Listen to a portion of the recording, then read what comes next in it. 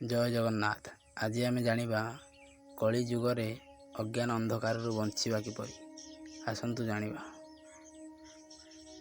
ଧର୍ମ ଓ ଜ୍ଞାନ ଆଦିକୁ ସାଥିରେ ଧରି ଭଗବାନ ଶ୍ରୀକୃଷ୍ଣ ଯେତେବେଳେ ତାଙ୍କର ସ୍ୱଧାମକୁ ବାହୁଡ଼ି ଗଲେ, ସେତେବେଳେ କଳିଯୁଗର ଲୋକେ ଅଜ୍ଞାନ ଅନ୍ଧକାରରେ ବୁଡ଼ିଗଲେ।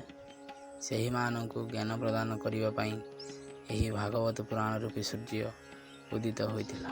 ତେଣୁ ଏ ସଂସାରର ଅନ୍ଧକାରରେ ନ ପଡ଼ିବା ପାଇଁ ଭଗବାନଙ୍କ ନାମ କୀର୍ତ୍ତନ କରିବା ସହିତ ଏହି ପୁରାଣ ରୂପୀ ଭାଗବତ ପଢ଼ିବା ଓ ଶୁଣିବା ଉଚିତ।